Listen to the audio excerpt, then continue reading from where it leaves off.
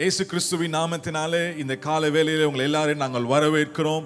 ஆன்லைன்ல பார்த்து கொண்டிருக்கிற எல்லா தேவ பிள்ளைகளையும் நாங்கள் இயேசுவின் நாமத்தில் நாங்கள் வரவேற்கிறோம். உங்கள் லிவிங் ரூம்ல உட்காந்து நீங்க பார்த்துட்டு இருக்கிறீங்க, நாங்கள் விசுவாசிக்கிறோம். நீங்க எங்க இருந்தாலும் நீங்கள் எங்களோடு இணைந்து நீங்கள் கர்த்தரை ஆராதிக்கும்படியாக உங்களை நாங்கள் வரவேற்கிறோம். சங்கீதம் 95:1 இப்படியாக சொல்லுகிறது, கர்த்தரை கம்பீரமாய் பாடி நம்முடைய இரட்சணிய கண்மலையை சங்கீர்த்தனம் பண்ண கடவோம் வாருங்கள் என்று சங்கீதக்காரன் சொல்லுகிறான். எனவே எல்லாரும் இணைந்து நம் கர்த்தரை துதிக்க போகிறோம். நான் விசுவாசிக்கிறேன், இந்த காலை வேளையிலே நம்முடைய துதி எழும்பும் பொழுது கர்த்தருடைய மகிமை நீங்க இருக்கிற இடத்தை மூடும். ஏமே நிச்சயமாக ஆண்டவர் பெரிய காரியங்களை இந்த நாளிலே உங்க வாழ்க்கையில செய்வார். எல்லாரும் இணைந்து கர்த்தரை துதிக்கலாமா? ஆமென். எல்லாரும் என்னோடு சேர்ந்து கைகளை தட்டி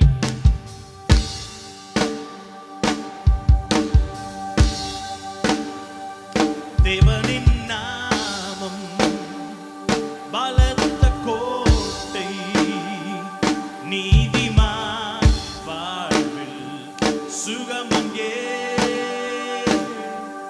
தேவனின் நாமம் பலத்த கோட்டை, நீதிமான் வாழ்வில் சுகமங்கே. எல்லாரும் சேர்ந்து எங்களோடு கர்த்தருடைய நாமம் பலத்த துருகம், நீதிமான் அதில் ஓடி சுகமாயிருப்பான். கர்த்தரின் நாமத்துக்கே துதி உண்டாகட்டுமே, கர்த்தரின் நாமத்துக்கே உன்னதரே. கர்த்தரின் நாமத்துக்கே துதி உண்டாகட்டுமே, கர்த்தரின் நாமத்துக்கே உன்னதரே. தேவனின் நாமம் பலத்த கோட்டை, நீதிமான் வாழ்வில் சுகமங்கே. தேவனின் நாமம் பலத்த கோட்டை, நீதிமான் வாழ்வில் சுகமங்கே. பரிசுத்தர் அவர் நாமம், பரிசுத்தர் அவர் நாமம், பரிசுத்தர் அவர் நாமம், பரிசுத்தர் அவர் நாமம் உன்னதரே. பரிசுத்தர் அவர் நாமம், பரிசுத்தர் அவர் நாமம், பரிசுத்தர் அவர் நாமம் உன்னதரே. தேவனின் நாமம், தேவனின் நாமம் பலத்த கோட்டை, நீதிமான் வாழ்வில், நீதிமான் வாழ்வில் சுகமங்கே. தேவனின் நாமம் பலத்த கோட்டை, நீதிமான் வாழ்வில் சுகமங்கே. They want to sing it in English. Name of the Lord is a strong tower, righteous run to it and they are safe. You are safe in the mighty hand of Jesus. Blessed be the name of the Lord, blessed be the name of the Lord, blessed be the name of the Lord Most High. Blessed be the name of the Lord, blessed be the name of the Lord, blessed be the name of the Lord Most High. The name of the Lord is a strong tower, righteous run into it and they are saved. The name of the Lord is a strong tower, the righteous run into it and they are saved. Glory to the name, glory to the name of the Lord, glory to the name of the Lord, glory to the name of the Lord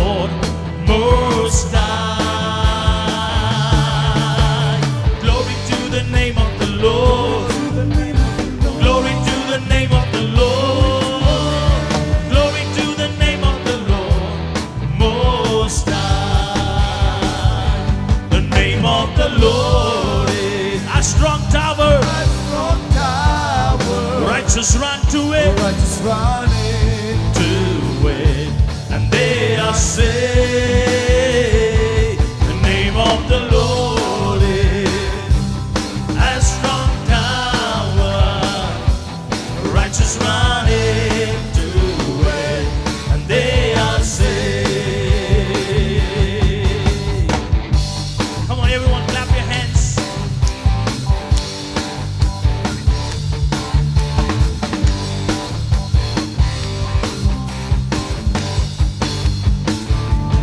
Hallelujah, hallelujah, hallelujah, hallelujah. கைகளை உயர்த்தி அவரை ஆராதிப்போமா? Hallelujah, hallelujah. வீட்டில் இருந்தாலும் சரி, எங்களோடு சேர்ந்து கைகளை உயர்த்தி Hallelujah.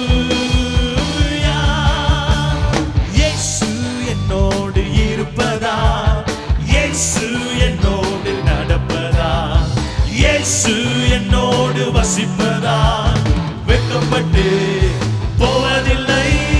இயேசு என்னோடு இருப்பதால், இயேசு என்னோடு நடப்பதால், இயேசு என்னோடு வசிப்பதால், வெட்கப்பட்டு போவதில்லை.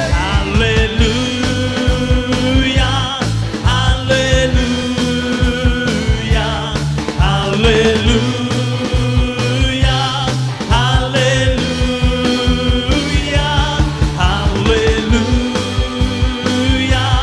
hallelujah, hallelujah,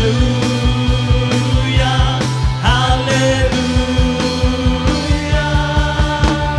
வெட்கப்பட்டு போவதில்லை, ஒரு போதும் வெட்கப்பட்டு போவதில்லை, ஒரு நாளும் வெட்கப்பட்டு போவதில்லை. இயேசு இருப்பதா. தேவஜனம் எல்லாரும் பாடுங்க.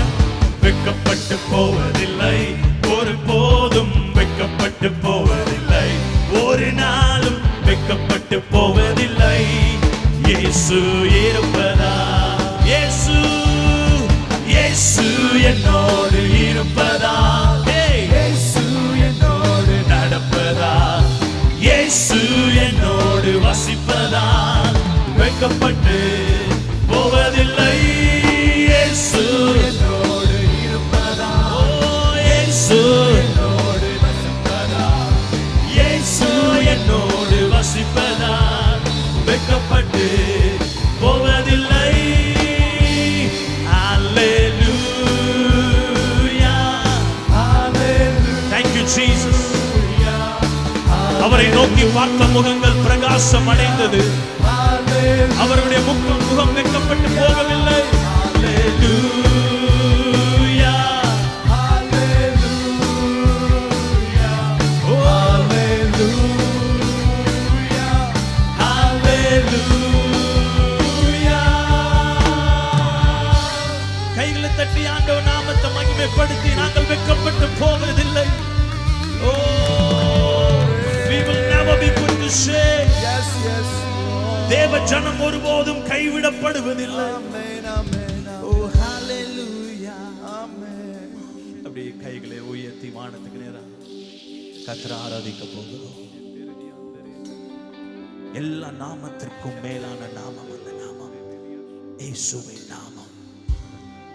எல்லா முழங்கால்களை முடங்க பண்ணும் நாமம் இயேசுவின் நாமம்.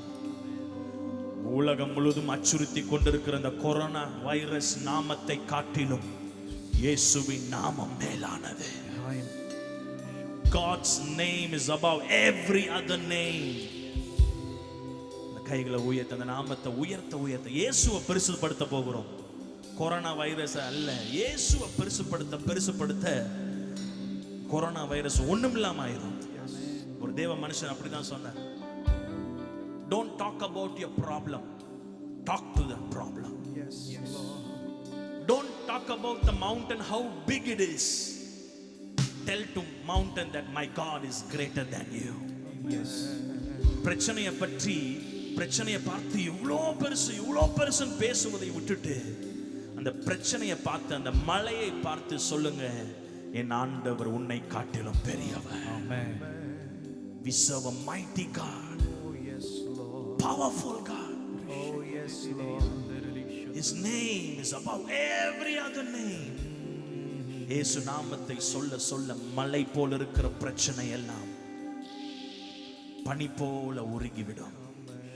கைகளை உயர்த்தி we're going to worship the name of Jesus. இயேசுவை பரிசுப்படுத்துவோமா? கைகளை உயர்த்தி சொல்லுங்க, ஆண்டவரே, you are big God. You're a big God. நீர் பெரியவர், நீர் பெரியவர். நீர் பெரியவர். நீர் பெரியவர். இந்த உலகத்துல எல்லா நாமத்தை காட்டிலும் நீர் பெரியவர். நீர் பெரியவர். We worship you, God. We worship you. இயேசு நாமம் மேலான நாமம், எல்லா நாமத்திலும் மேலானதே. சொல்லுங்க, இயேசு நாமம் மேலான நாமம், எல்லா நாமத்திலும் மேலானதே. மீண்டும் சொல், இயேசு நாமம், இயேசு நாமம் மேலான நாமம், எல்லா நாமத்திலும் மேலானதே. இயேசுவே உம் நாமமே மேலானதே, மேலானதே. இயேசுவே, இயேசுவே உம் நாமமே மேலானதே. மீண்டும் சத்தத்தை உயர்த்தி, இயேசுவே, இயேசுவே உம் நாமமே மேலானதே, மேலானதே. இயேசு நாமம், இயேசு நாமம் மேலான நாமம், எல்லா நாமத்திலும் மேலானதே. பாவம் போக்கும் பரிசுத்த நாமமீதே, சாபம் மாற்றும் சர்வ வல்ல நாமமீதே. அறிக்கை செய்க, பாவம் போக்கும் பரிசுத்த நாமமீதே, சாபம் மாற்றும் சர்வ வல்ல நாமமீதே. முழங்கால்கள் முடங்கிடும், நாவு யாவும் போற்றிடோ. முழங்கால்கள் முடங்கிடும், நாவு யாவோ போற்றிடும். கைகளை உயர்த்தி, இயேசுவே உம் நாமமே மேலானதே, மேலானதே. இயேசுவே, இயேசுவே, இயேசுவே உம் நாமமே மேலானதே, மேலானதே. நீங்க மாத்திர கைகளை உயர்த்தி, இயேசுவே உம் நாமமே மேலானதே, மேலானதே. மீண்டும் சத்தத்தை உயர்த்தி, இயேசுவே உம் நாமமே. இயேசுவை நாங்கள் உயர்த்துகிறோம், இயேசுவை நாங்கள் உயர்த்துகிறோம். கத்தாதி கத்தா கருண சமுத்திரா நித்யத்ரியேகா நான் பாடுவேன். ராஜாதி ராஜா தேவாதி தேவா இயேசுவே ராஜா நான் போற்றுவேன். சொல்ல, கத்தாதி கத்தா கத்தாதி கருண சமுத்திரா நித்திய திரியேகா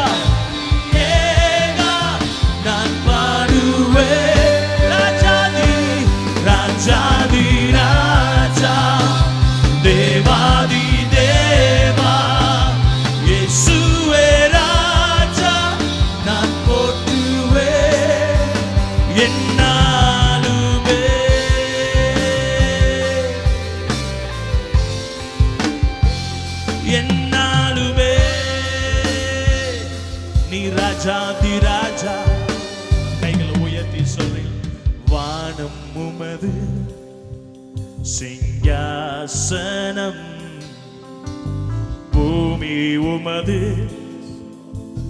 பாதப்படி. கைகளை உயர்த்தி பெரியவரே நீ உயர்ந்தவர் இயேசு தேவனே. பேர் சொல்லி அழைத்தவரே, பேர் சொல்லி என்னை அழைத்தவரே, உள்ளங்கையில் உள்ளங்கையில் என்னை வரைந்தவரே, இரக்கத்தில் நீ ஐஸ்வர்யமே இயேசு ராஜனே. கத்தாதி கத்தா சொல்லுங்க, ரசமுத்திரா நித்ய பிரியனா நான் பாடுவேன். ராஜாதி ராஜா தேவாதி தேவா இயேசுவே ராஜா நான் போற்றுவேன். கத்தாதி கத்தா கத்தாதி கத்தா கருண சமுத்திரா நித்ய பிரியனா நான் பாடுவேன். ராஜாதி ராஜா தேவாதி தேவா இயேசு மகாராஜா நான் போற்றுவேன் என்னாலுமே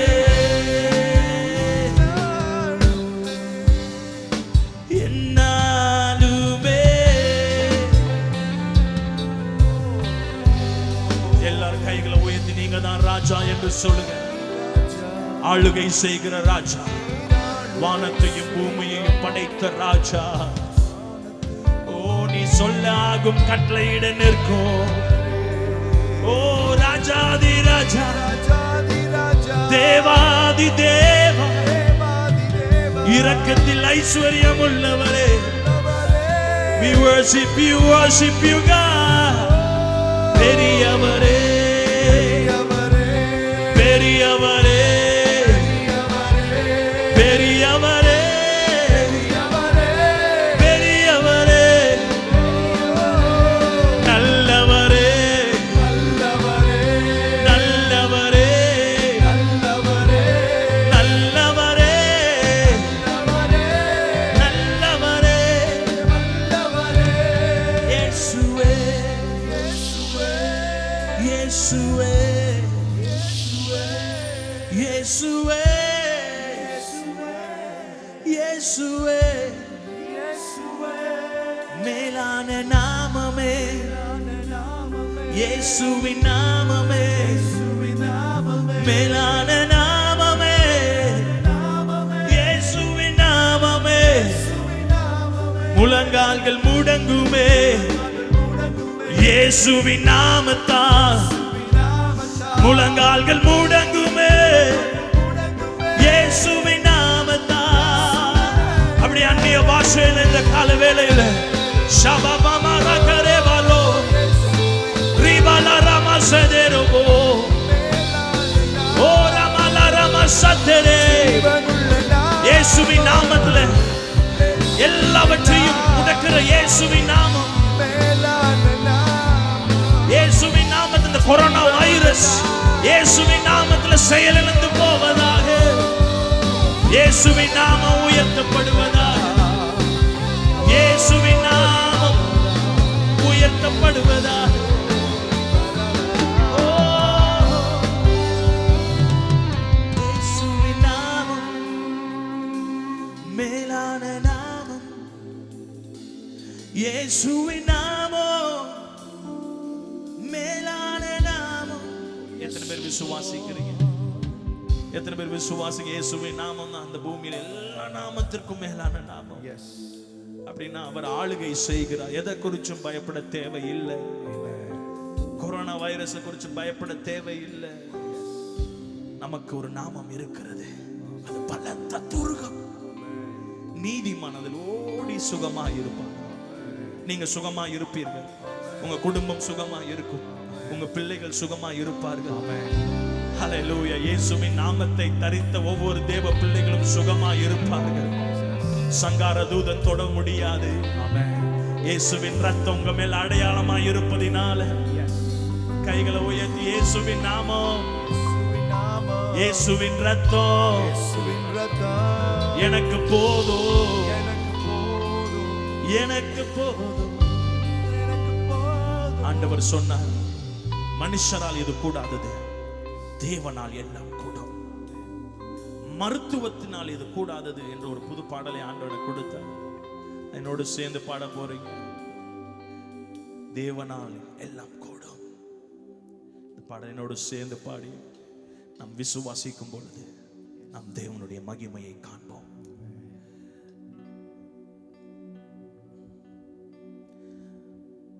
மனிதரால் இது கூடாதது, தேவனால் எல்லாம் கூடும். மருத்துவத்தால் இது கூடாதது, தேவனால் எல்லாம் கூடும். சொல்லுங்க.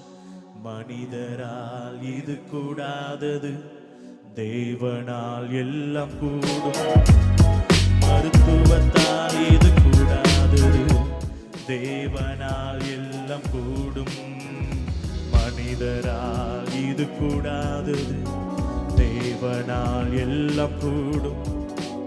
மருத்துவத்தால் இது கூடாதது, கைகளை உயர்த்தி உம்மை போல தெய்வமே இல்ல, உம்மை போல தெய்வமே இல்ல, உம்மை போல தெய்வமே இல்ல, உம்மை போல தெய்வமே இல்ல. கைகளை உயர்த்தி உம்மால் கூடும், எல்லாம் கூடும். உம்மால் கூடாத காரியம் ஒன்றுமில்ல, ஒன்றுமில்ல. உம்மால் கூடும், எல்லாம் கூடும். உம்மால் கூடாத காரியம் ஒன்றுமில்ல, ஒன்றுமில்ல. எத்தனை பேர் விசுவாசித்து இந்த காலவேளை சொல்ல முடியும்? இயேசுவே, உம்மால் கூடாத காரியம் ஒன்றுமே இல்லை. என்னோட சேர்ந்து மீண்டும் பாட போறீங்க. மனிதரால் இது கூடாது, சொல்லுங்க. தேவனால் எல்லாம் கூடும். மருத்துவத்தால் இது கூடாது, தேவனால் எல்லாம் கூடும். மனிதரால் இது கூடாதது, இது கூடாதது, தேவனால் எல்லாம் கூடும். மருத்துவத்தால் இது கூடாதது, தேவனால். உம்மை போல, உம்மை போல தெய்வமே இல்ல, உம்மை போல தெய்வமே இல்ல. ஓ, உம்மை போல தெய்வமே இல்ல, உம்மை போல தெய்வமே. முழு பலத்தோடு விசுவாசத்தோடு உம்மால் கூடும், எல்லாம் கூடும். உம்மால் கூடாத காரியம் ஒன்றுமில்ல, ஒன்றுமில்ல. இயேசுவே, உம்மால் கூடாத காரியம் ஒன்றுமில்ல.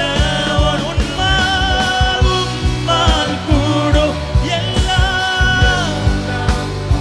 உம்மால் கூடாத காரியம் ஒன்றுமில்ல, ஒன்றுமில்ல. உம்மால் கூடும், எல்லாம் கூடும்.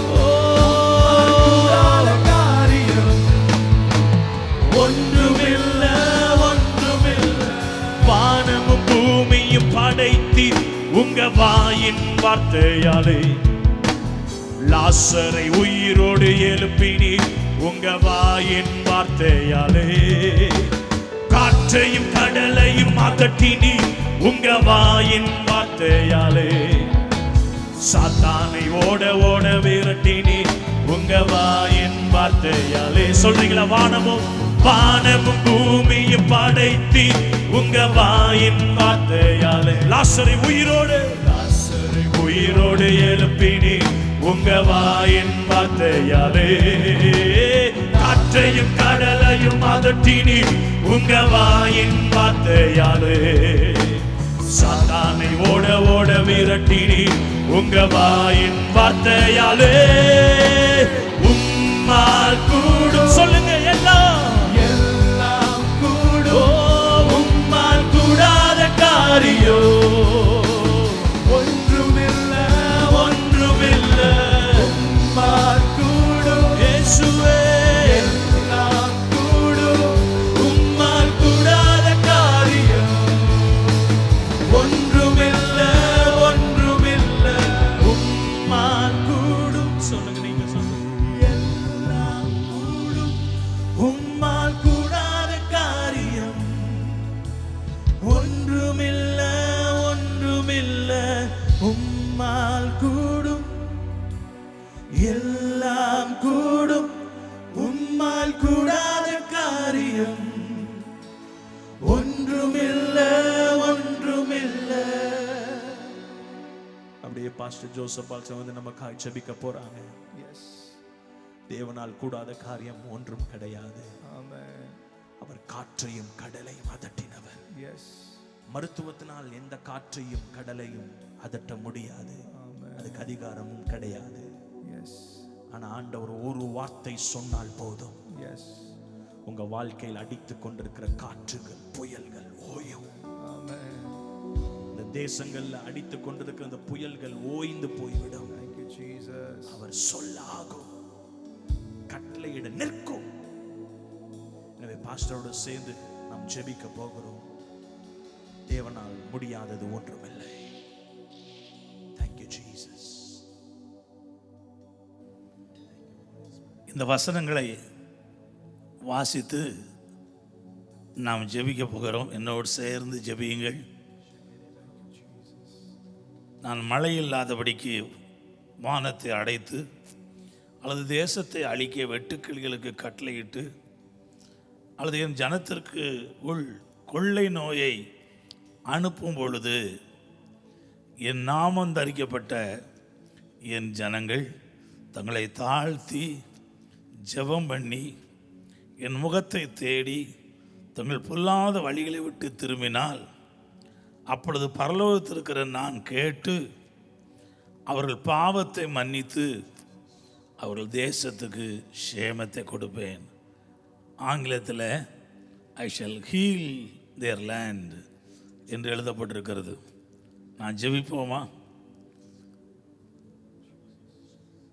ஆபிரகாமின் தேவனும் ஈசாக்கின் தேவனும் யாக்கோபின் தேவனுமாகிய எங்கள் தேவனே, இருக்கிறவரே, முந்தினவரும் பிந்தினவரும் அல்பாவும் ஒமேகாவும் ஆதியும் அந்தமாய் இருக்கிற எங்கள் ஆண்டவர் இயேசுவே, என்னை நோக்கி கூப்பிடு, அப்பொழுது நான் உத்தரவு கொடுப்பேன் என்று வாக்கு பண்ணியிருக்கிறீரே.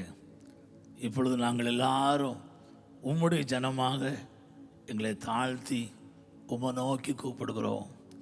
ஆண்டவரே, இப்பொழுது உலகமெங்கும் இந்த கொரோனா வைரஸ் நிமித்தம் ஆண்டவரே பீதி அடைந்து பயம் அடைந்து இந்த கலக்கத்தோடு இருக்கிற இந்த ஜனத்துக்கு ஒரே வழி நீர் தான் ஆண்டவரே. ஏசப்பா, பயப்படாதிருங்கள் என்று சொன்னீரே. இயேசு கிறிஸ்துவின் நாமத்தினால நாங்கள் எங்களை தாழ்த்தி ஜெபம் பண்ணுகிறோம். எங்கள் இந்திய தேசத்துக்காக மாத்திரமல்ல, உலகத்தில் உள்ள எல்லா நேஷன்ஸ், எல்லா தேசங்களுக்காக நாங்கள் ஜெபிக்கிறோம்.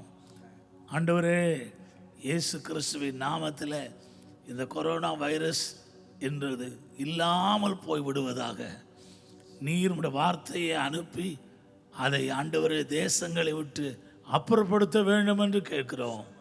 கர்த்தாவே, உமக்கு ஸ்தோத்திரம்ப்பா. நீ இரக்கம் செய்ய வேண்டும் என்று ஜெபிக்கிறோம். எல்லா தேசத்தின் ஆண்டவர் அதிகாரிகளுக்காக ஜெபிக்கிறோம், மருத்துவர்களுக்காக ஜெபிக்கிறோம். இயேசு கிறிஸ்துவின் நாமத்தினாலே ஆண்டவரே எல்லாருக்கும் வேண்டிய ஞானத்தையும் எல்லாருக்கும் ஆண்டவரே வழி நடத்துதலையும் தந்து இந்த கொரோனா வைரஸ் எல்லா தேசங்களை விட்டு இல்லாமல் போவதாக என்று நாங்கள் ஒருமனப்பட்டு ஜெபிக்கிறோம். கர்த்தாவே இரக்கம் செய்யும், கர்த்தாவே சகாயம் செய்யும். ஏற்கனவே பாதிக்கப்பட்ட இந்த கொரோனா வைரஸ்னால பாதிக்கப்பட்ட எல்லாரையும் சுகமாக்கும் ஆண்டவரே. இனி ஆண்டவர் யாரும் பாதிக்கப்படாதபடி உம்முடைய பரிசுத்த இரத்தத்தினால மூடிக்கொள்ளும். கர்த்தராகிய இயேசு கிறிஸ்துவுக்கு எல்லா கனமும் மகிமையும் துதியும் செலுத்தி உம்முடைய திருக்கரத்தில் எங்களை தாழ்த்தி ஒப்படைத்து ஸ்தோத்திரத்தோடு நன்றியோடு இந்த ஜெபத்தை ஏறெடுக்கிறோம். ஜீவனுள்ள எங்கள் நல்ல பிதாவே, ஆமென், ஆமென். உம்மால் கூடும் எல்லாம் கூடும், உம்மால் கூடாத காரியம் ஒன்றுமில்ல, ஒன்றுமில்ல. உம்மால் கூடும் எல்லாம் கூடும், உம்மால் கூடாத காரியம் ஒன்றுமில்ல, ஒன்றுமில்ல. உம்மால் கூடும் எல்லாம் கூடும், உம்மால் கூடாத காரியம் ஒன்றுமில்ல, ஒன்றுமில்ல. உம்மால் கூடும் எல்லாம் கூடும், உம்மால் கூடாத காரியம் ஒன்றுமில்ல, ஒன்றுமில்ல. Yes, Lord. Oh, yes, Lord. Thank you, Jesus. ஆமென்.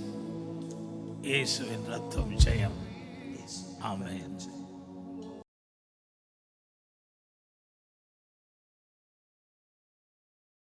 இயேசு கிறிஸ்துவின் நாமத்தினாலே ஆன்லைனில் பார்த்து கொண்டிருக்கிற ஒவ்வொரு சகோதர சகோதரிகளையும் நாங்கள் மறுபடியுமாக இந்த ஆன்லைன் சர்வீஸ்க்கு நாங்கள் வரவேற்கிறோம்.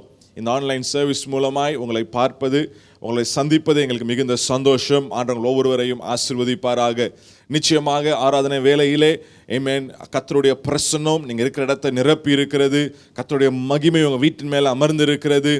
எதிர்பாருங்கள், இந்த வாரத்திலே ஆண்டவர் பெரிய காரியங்களை, அற்புதமான காரியங்களை உங்கள் வாழ்க்கையில் ஆண்டவர் செய்வார். வேகமாக சில அனௌன்ஸ்மெண்ட்ஸ் நான் மத்தியில் நான் வைக்க விரும்புகிறேன். நீங்கள் கவனம் செலுத்தும்படியாக அன்போடு நாங்கள் கேட்டுக்கொள்கிறோம். வருகிற மார்ச் 31 வரைக்கும் சபையில் நடக்கிற ரெகுலர் ப்ரோக்ராம்ஸ் கேன்சல் செய்யப்பட்டிருக்கிறது. எனவே நீங்கள் மனதிலே வைத்துக் கொள்ளுங்கள். காலையில் அதிகாலையில் நடக்கிற ஜெபம் 5 to 6 மணி வரைக்கும் நடக்கிற ஜெபம் அதுவும் கேன்சல் செய்யப்பட்டிருக்கிறது. ஆனால் நீங்கள் ஜெபிக்க விரும்பினால் நீங்கள் தனிநபராக வந்து நீங்கள் ஜெபிக்கலாம். சபை அது திறந்து இருக்கும். அடுத்த வாரமும் நமக்கு சபையில் ரெகுலர் சர்வீஸ் நடக்காது, ஆன்லைன் சர்வீஸ் மாத்திரம்தான் நடக்கும். எனவே நீங்கள் மனதில் வைத்துக் கொள்ளுங்கள். இதை குறித்து உங்களுக்கு எந்த கேள்விகள் இருந்தால் நம்முடைய சபை ஹெல்ப்லைன் கீழே நம்பர் போட்டு இருக்கிறது, அந்த நம்பருக்கு நீங்கள் கால் செய்யலாம். உங்கள் கேள்விகளுக்கு நாங்கள் சரியான பதிலை கொடுக்க அது எங்களுக்கு உதவி செய்யும். காணிக்கை தசமபாகங்களை நீங்கள் ஆன்லைன் மூலமாக செலுத்தலாம். நம்முடைய சபை வெப்சைட்டுக்குள்ளே நீங்கள் சென்று அங்கே நம்முடைய சபையுடைய அக்கவுண்ட் டீட்டெயில்ஸ் அங்கே கொடுக்கப்பட்டிருக்கிறது. எனவே நீங்கள் அதை பயன்படுத்தி ஆன்லைன் வயர் டிரான்ஸ்ஃபர் மூலமாகவோ அல்லது கூகுள் பே மூலமாகவோ நீங்கள் ஆஃபரிங்கை, உங்கள் தசமபாகங்களை நீங்கள் செலுத்தலாம். கர்த்தர் நிச்சயமாக உங்கள் காணிக்கைகளை ஆண்டவர் ஆசீர்வதிப்பார். ஆமென், ஹல்லேலூயா. தொடர்ந்து இன்னொரு பாடலை நம்ம எல்லாரும் இணைந்து நாம் பாட போகிறோம். பாடி இயேசுவின் நாமத்தை நாம் உயர்த்துவோம். சங்கீதம் 91 கர்த்தர் கொடுத்த வாக்குத்தத்தங்களை நாம் பாடலாக பாட போகிறோம். எங்களோடு சேர்ந்து பாடி ஆண்டவர் நாமத்தை மகிமைப்படுத்துவோம். உன்னதமானவரின் உயர் மறைவில் இருக்கிறவன், சர்வ வல்லவரின் நிழலில் தங்குவான். இது பரமசிலாக்கியவே. சர்வ வல்லவரின் நிழலில் தங்குவான். இது பரமசிலாக்கியமே. அவர் சேட்டையின் கீழ் அடைக்கலம் புகவே தம் சிறகுகளால் மூடுவார். அவர் சேட்டையின் கீழ் அடைக்கலம் புகவே தம் சிறகுகளால் மூடுவார். தேவன் என் அடைக்கலமே, என் கோட்டையும் அரணும் அவர். அவர் சத்திய பரிசயம் கேடயமாம், என் நம்பிக்கையும் அவரே. அவர் சத்திய பரிசயம் கேடயமாம், நம்பிக்கையும் அவரே. அவர் சட்டையின் கீழ் அடைக்கலம் புகவே தம் சிறகுகளால் மூடுவார். அவர் சட்டையின் கீழ் அடைக்கலம் புகவே தம் சிறகுகளால் மூடுவார். இரவின் பயங்கரத்திற்கும் பகலில் பறக்கும் அம்புக்கும் இருளில் நடமாடும் கொள்ளை நோய்க்கும் நான் பயப்படவே மாட்டேன். இருளில் நடமாடும் கொள்ளை நோய்க்கும் நான் பயப்படவே மாட்டேன். அவர் சட்டையின் கீழ் அடைக்கலம் புகவே தம் சிறகுகளால் மூடுவார். அவர் சட்டையின் கீழ் அடைக்கலம் புகவே தம் சிறகுகளால் மூடுவார். ஒரு வாதை உன் கூடாரத்தை அணுகாது, எந்த பொல்லாப்பும் உனக்கு நேரிடாது. Yes, Lord. தேவன் என் அடைக்கலமே, ஒரு பொல்லாப்பு உன்னை சேருமோ, ஒரு வாதையும் உன் கூடாரத்தையே அணுகாமலை காத்திடுவார். ஒரு வாதையும் உன் கூடாரத்தையே அணுகாமலை காத்திடுவார். அவர் சட்டையின் கீழ் அடைக்கலம் புகவே தம் சிறகுகளால் மூடுவார். அவர் சட்டையின் கீழ் அடைக்கலம் புகவே தம் சிறகுகளால் மூடுவார். உன் வழிகளில் எல்லாம் உன்னை தூதர்கள் காத்திடுவார். உன் பாதம் கல்லில் இடராதபடி தம் கரங்களில் ஏந்திடுவார். உன் பாதம் கல்லில் இடராதபடி தம் கரங்களில் ஏந்திடுவார். அவர் சட்டையின் கீழ் அடைக்கலம் புகவே தம் சிறகுகளால் மூடுவார். அவர் சட்டையின் கீழ் அடைக்கலம் புகவே தம் சிறகுகளால் மூடுவார். சிங்கத்தின் மேல் நடந்து வலு சர்ப்பத்தையும் மிதிப்பார். அவர் நாமத்தை நீ முற்றும் நம்பினதா உன்னை விடுவித்து காத்திடுவார். அவர் நாமத்தை முற்றும் நம்பினதா உன்னை விடுவித்து காத்திடுவார். அவர் சட்டையின் கீழ் அடைக்கலம் புகவே தம் சிறகுகளால் மூடுவார். அவர் சட்டையின் கீழ் அடைக்கலம் புகவே தம் சிறகுகளால் மூடுவார். ஹல்லேலூயா. உன் பக்கத்தில் 1000 பேர், உன் வலது பக்கத்தில் 10000 பேர் விழுந்தாலும் அது உன்னை அணுகாது. துன்மார்க்கருக்கு வரும் பலனை நீ காண்பாய். ஹல்லேலூயா.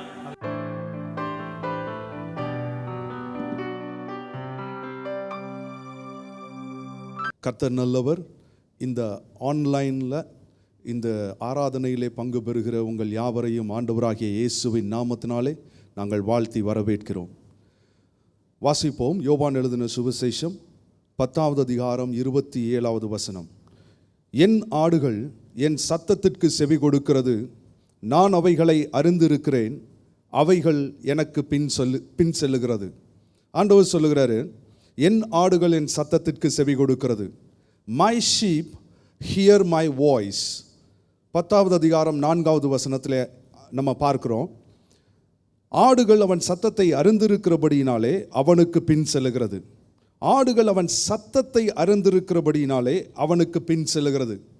நான் இந்த வசனங்களை தியானித்து கொண்டு இருக்கும் பொழுது, தேவன் மனிதனோடு நேரடியாக இடைப்பட்ட சில வசனங்களை பார்க்கும்படியாய், வார்த்தைகளை பார்க்கும்படியாக நான் இந்த வேதத்தை தேடி வாசித்தேன். அப்போ தேவன் மனிதனோடு ஆரம்ப காலத்திலே முதன்மையாக முதலிலே எப்படி பேசியிருப்பார் என்று ஆதியாகமத்தின் புத்தகத்தை நான் தேடி வாசித்த பொழுது, மனிதனோடு தேவன் நேரடியாக பேசின ஒரு வசனத்தை பார்த்தேன். அது ஆதியாகமத்தின் புத்தகம் 1வது அதிகாரம் 28வது வசனத்திலே நாம் வாசிக்கலாம். அங்கே போட்டிருக்கு, தேவன் அவர் மனுஷனை பார்த்து நீங்கள் என்று சொல்லி அவர் சொல்றார்.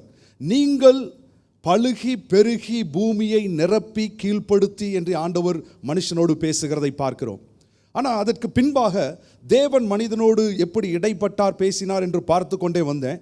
ஆனால் மனுஷனை அவர் மண்ணினாலே உருவாக்கி அவனுடைய நாசியிலே ஜீவ சுவாசத்தை ஊதின பின்பு தேவன் அவனோடு பேசின வார்த்தைகளை பார்க்கும் பொழுது அந்த வார்த்தைகள் ஆதியாகமம் 1:16-17 இருக்கிறது. அந்த வார்த்தைகளை வாசிக்கிறேன், கவனியுங்கள். தேவனாகிய கர்த்தர் மனுஷனை நோக்கி, நீ தோட்டத்தில் உள்ள சகல விருட்சத்தின் கனியையும் புசிக்கவே புசிக்கலாம், ஆனாலும் நன்மை தீமை அறியத்தக்க விருட்சத்தின் கனியை புசிக்க வேண்டாம், அதை புசிக்கும் நாளிலே சாகவே சாவாய் என்று கட்டளையிட்டார். இந்த பகுதியை தான் ஆண்டவர் பேசுகிற ஒரு வார்த்தைகள் அது பதிவு செய்யப்பட்டிருக்கிறது. வேற வார்த்தைகள் ஆண்டவர் பேசினாரா எனக்கு தெரியல. But that which has been recorded in the word of God, பதிவு செய்யப்பட்ட வார்த்தைகள் அப்படின்னு பார்க்கும் பொழுது முதலில் ஆதியாகமத்தின் 1:28 பார்க்கிறோம். இரண்டாவதாக மனுஷனை மண்ணினாலே உருவாக்கி அவனுடைய நாசியிலே ஜீவ சுவாசத்தை ஊதின பின்பு தேவன் பேசினதாக, மனுஷனை பார்த்து பேசினதாக சொல்லப்பட்ட வார்த்தைகள் இந்த பகுதியிலே போடப்பட்டு இருக்கிறது. ஆதியாகமம் 2:16-17 அதில் எப்படி போட்டிருக்குன்னா, தேவன் அவனோடு பேசினார்னு போடல, தேவன் கட்டளையிட்டார் அப்படின்னு போட்டிருக்கு. God commanded என்று போட்டிருக்கு. அந்த தேவன் கட்டளையிட்டார் என்று அதை படித்த உடனே தான் நிறைய பேருக்கு என்ன தோன்றுகிறது என்று நான் நினைக்கிறேன்னா, தேவன் God is an angry God. தேவன் ஒரு கோபம் உள்ளவர், எப்பவும் கட்டளையாக தான் பேசுவார். அவர் கோபமுள்ள ஒரு சர்வாதிகாரி என்கிற விதமாக அவர் மனுஷரோடு இடைப்படும் பொழுது அவர் அப்படியே கோபமாக பேசுகிற விதமாக அவர்கள் நினைக்கிறார்கள் என்று நான் நினைக்கிறேன். ஏன்னா வெளிச்சம் உண்டாவதாக, ஆகாய விரிவு உண்டாவதாக, வெட்டாந்தரை உண்டாவதாக என்று சொல்லி ஆண்டவர் ஒரு கட்டளையிடுகிற விதமாகவே பேசுகிறதை நம்ம வேதத்திலே பார்க்கிறோம். ஆனால் அதே நேரத்தில் தேவன் உறவுகளை மதிக்கிற ஒரு தேவனாய் இருக்கிறார். தேவன் மனுஷனை அவர் ஆதரிக்கிற தேவனாய் இருக்கிறார், ஆறுதல் படுத்துகிற தேவனாய் இருக்கிறார், அவனை தூக்கி விடுகிற ஒரு தேவனாக இருக்கிறார். மனுஷனுடைய உறவுகளை மதிக்கிற அந்த தேவன் மனுஷன் தனிமையாக இருப்பது நல்லதல்ல என்று அவனுடைய உணர்வுகளையும் அறிந்து, அந்த உணர்வுகளை அறிந்தவர் சும்மா இல்லை, அந்த உணர்வுகளை அறிந்து அவனுக்கு ஒரு ஏற்ற துணையை உண்டாக்கி அவனை பராமரிக்கிற ஒரு தேவனாய், விசாரிக்கிற ஒரு தேவனாக இருக்கிறார். அதே தேவன் மனுஷனை இந்த பூமியிலே சிருஷ்டித்து அவனை உருவாக்கி இந்த பூமியிலே வைப்பதற்கு முன்பாக அவன் வாழ்வதற்கு ஏற்ற ஒரு சூழ்நிலையாக அவர் இந்த பூமியை சிருஷ்டித்து உருவாக்கின பின்புதான் மனுஷனை இந்த பூமியிலே வைக்கிறார். தேவன் நல்லவர், கர்த்தர் நல்லவர் என்பதை நீங்களும் நானும் எப்பொழுதும் மனதிலே கொள்ள வேண்டும். Our God is a good God. நம் தேவன் நல்லவர். பாருங்க, இந்த பகுதியிலே ஆண்டவர் கட்டளையிட்டார்னு ஏன் போட்டிருக்கு அப்படின்னு கேட்டீங்கன்னா, God is giving a serious instruction. ஒரு முக்கியமான ஒரு அறிவிப்பை அவர் கொடுக்கிறபடினாலே, God is talking a serious, ஒரு சீரியஸான மேட்டர் அவர் பேசுறதுனால அங்க அவனுக்கு ஒரு கட்டளையிடுகிற விதமாக அவர் பேசுகிறார். அவர் கட்டளையிடுகிற விதமாய் பேசுகிறபடினாலே அவர் ஏதோ கோபமாகவே இருக்கிற ஒரு தேவன் அல்ல, அவர் நம்மை விசாரிக்கிற ஒரு தேவன். பாருங்க, இந்த பகுதியில் ஆண்டவர் சொல்றாரு, ஆனாலும் நன்மை தீமை அறியத்தக்க விருட்சத்தின் கனியை புசிக்க வேண்டாம், அதை புசிக்கும் நாளிலே நீ சாகவே சாவாய் என்று சொல்றார். புசிக்கும் நாளிலே நீ சாகவே சாவாய் என்று ஆதாமை பார்த்து ஆண்டவர் சொல்றார். சாகவே சாவாய் என்கிற அந்த வார்த்தையை, பதத்தை பார்க்கும்படியாக விரும்புகிறேன். 2 முறை தமிழில் போட்டிருக்கு, சாவு சாவு என்று போட்டிருக்கு. எபிரேய மொழியில் எப்படி போட்டிருக்கு அப்படின்னு கேட்டீங்கன்னா, மூத் மூத் என்கிற வார்த்தை 2 முறை பயன்படுத்தப்பட்டு இருக்கிறது. அதை புசிக்கிற நாளிலே மூத் மூத் என்று போடப்பட்டிருக்குது. இங்கிலீஷில் ஷுவர்லி டை என்று போட்டிருக்கு, ஆனால் இங்கிலீஷில் டைன்னு போட்டிருக்கணும். ஆனால் மூத் மூத் பாருங்கள், நம்ம ஊரில் யாராவது இறந்து போயிட்டாங்கன்னா அவங்க சொல்லுவாங்க, என்ன சொல்லுவாங்கன்னா, ஒரு மவுத் ஆயிட்டாருன்னுவாங்க. அந்த மவுத் ஆயிட்டான்ற அந்த வார்த்தை தான் எங்கேருந்து வந்துச்சுன்னா, இந்த எபிரேய பதம் மூத் மூத் என்கிற பதத்திலிருந்து வந்துச்சு. அப்போ தேவன் மனுஷனை பார்த்து சொல்றாரு, நீ அதை புசிக்கிற நாளிலே சாகவே சாவாய் என்று சொல்றாரு. இப்போ மரணம் என்பது, மரணத்தை பற்றி ஆண்டவர் பேசுகிறாரு. மரணம் என்பது ஒரு நிகழ்வு, ஒரு சம்பவம் என்று சொன்னால், ஏன்னா நம்ம அதை அப்படி தான் நினைக்கிறோம், நம்ம அப்படி தான் அர்த்தம் கொண்டு இருக்கிறோம். ஏதாவது ஒரு வீட்டில் ஒரு சாவு நடந்துருச்சுன்னா மரண வீடுன்னு சொல்கிறோம், யாராவது இறந்து போயிட்டாங்கன்னா மரித்து விட்டார் என்று சொல்கிறோம். அதை ஒரு சம்பவமாய், ஒரு நிகழ்வாக நீங்களும் நானும் பார்க்கிறோம். அது ஒரு சம்பவம், ஒரு நிகழ்வாக இருந்திருந்தால் ஆதாமுக்கு நிச்சயமாக மரணம் என்று சொல்லும் பொழுது புரிந்திருக்காது. இப்போ நான் மரம் என்கிற ஒரு ட்ரீ, மரத்தை நான் பார்த்ததே கிடையாது.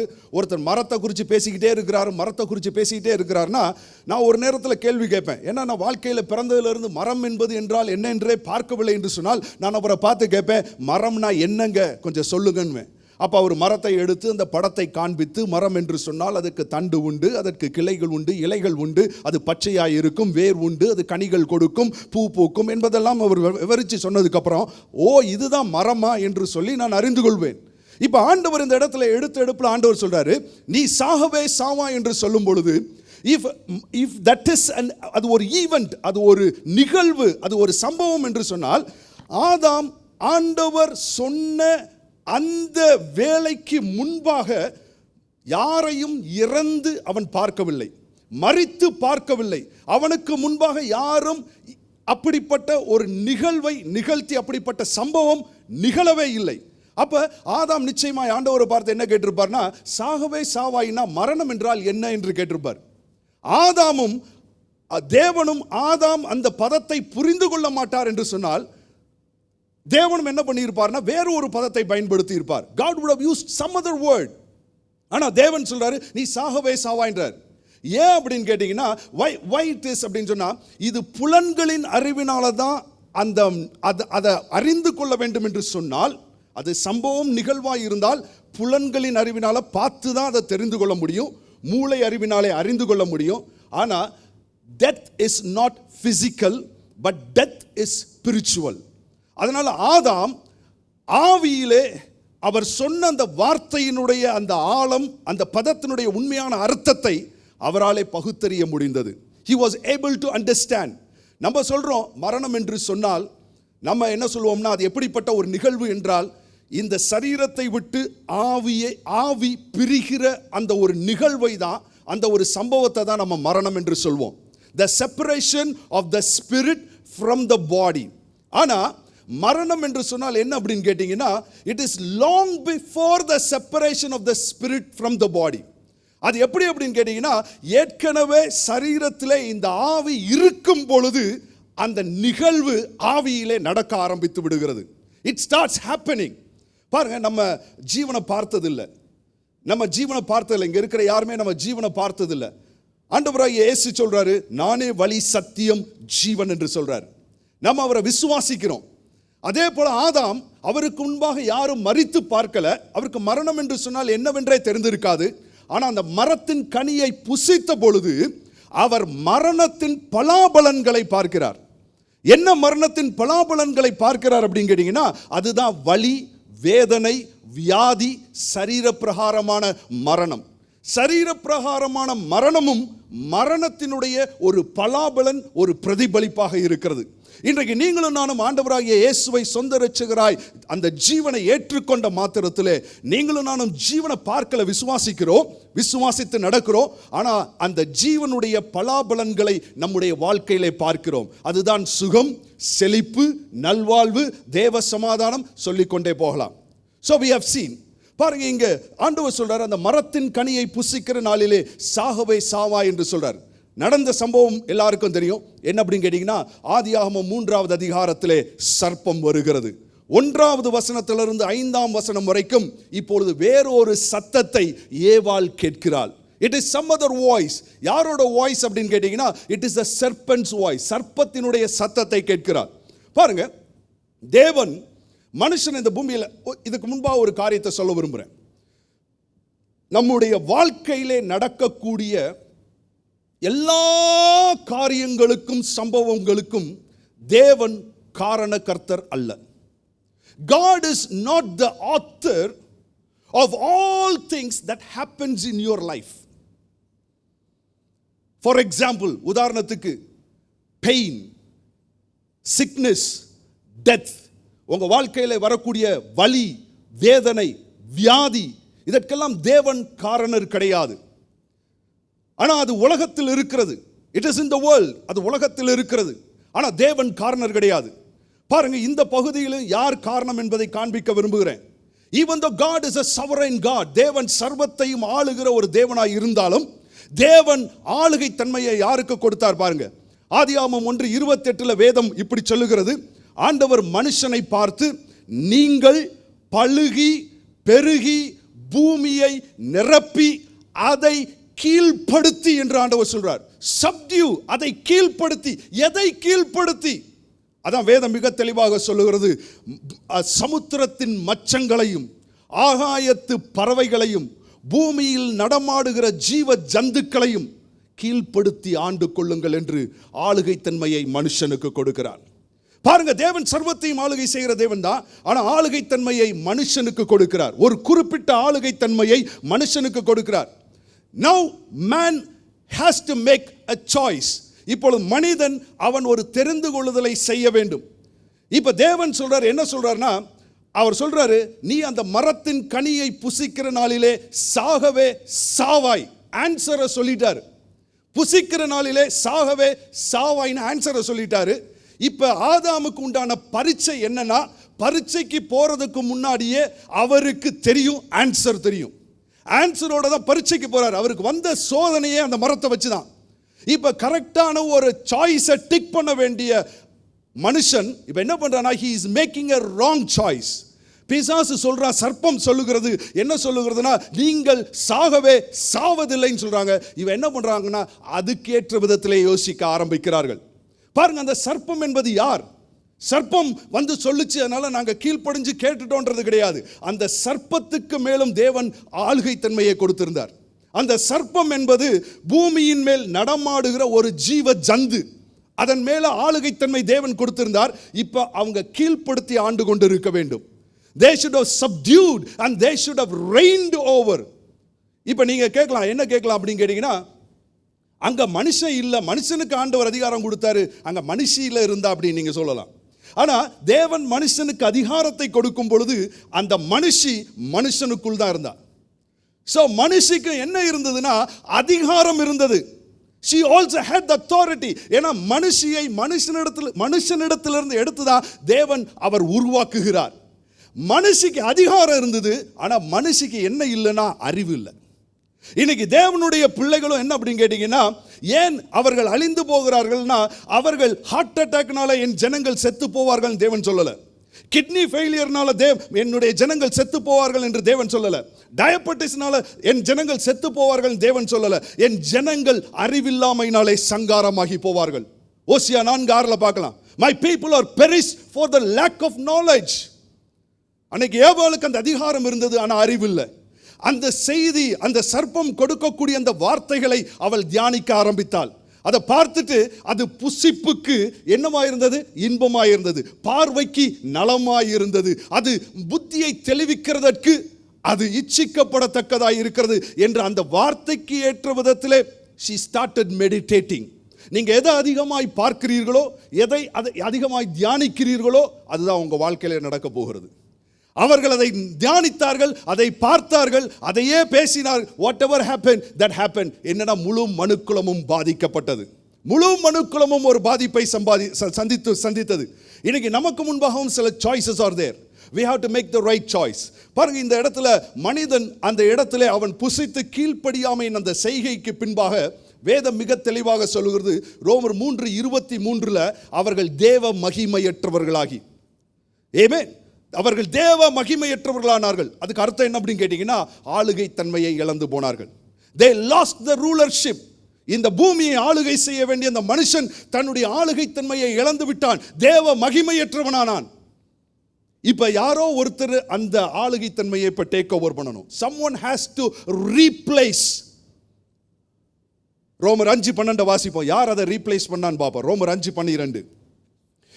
ரோமருக்கு எழுதின நிருபம் 5வது அதிகாரம் 12வது வசனத்தை வாசிக்க விரும்புகிறேன். ரோமர் 5:12 அந்த ரூலர்ஷிப்பை யாரு டேக் ஓவர் பண்றான்னு பார்ப்போம். ரோமர் 5:12 இப்படியாக ஒரே மனுஷனாலே, யார் அந்த ஒரே மனுஷன்?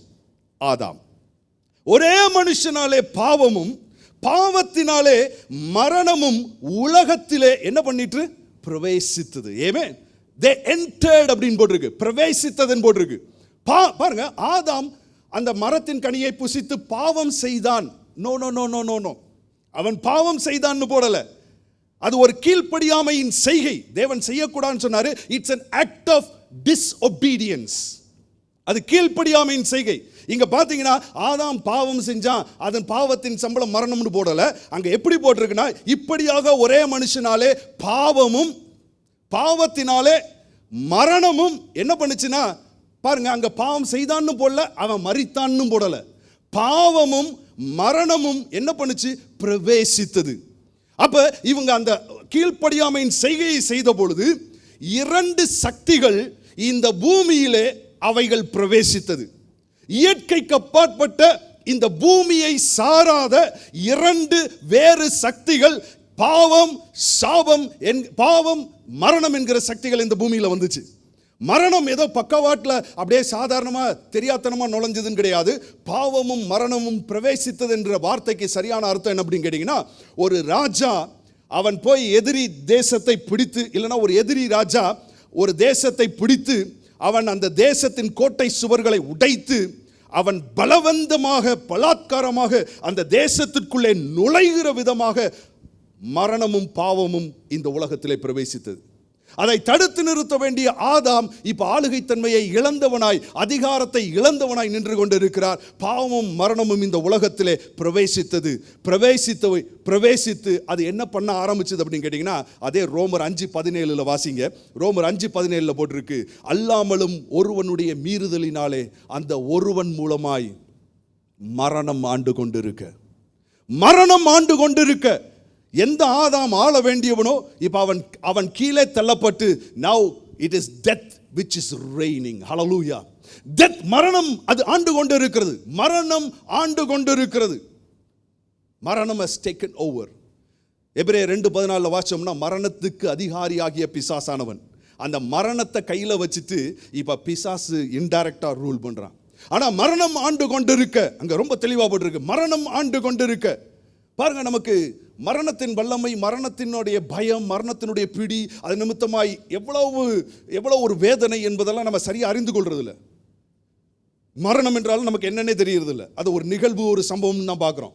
ஆனால் மரணம், சிலர் சொல்றாங்க மரணம் என்று சொன்ன உடனே அது ஒரு இருட்டான குகை போல அப்படின்றாங்க.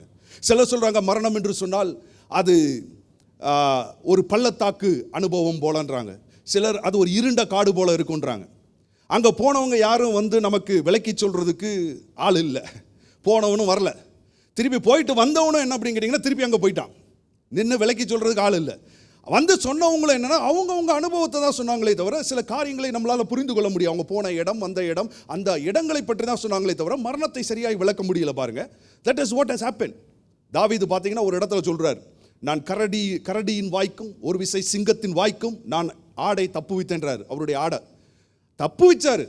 அது ஆட கரடி வாய்க்கு தப்பு வச்சிருக்கலாம், சிங்கத்தின் வாயுக்கு தப்பு வச்சிருக்கலாம், மரணத்துக்கு தப்பு வச்ச மாதிரி தப்பு வச்சிருக்கலாம். ஆனால் ஒரு நாளில் அந்த ஆடு திருப்பி செத்து போச்சு. அன்னைக்கு தப்பு வைக்க முடிஞ்சதே தவிர பெர்மனண்டாக தப்பு வைக்க முடியல. இன்னைக்கு நம்முடைய வாழ்க்கையில் பார்த்தீங்கன்னா, நம்ம ஒருத்தர் ரொம்ப அதிகமாக நேசிக்கலாம்.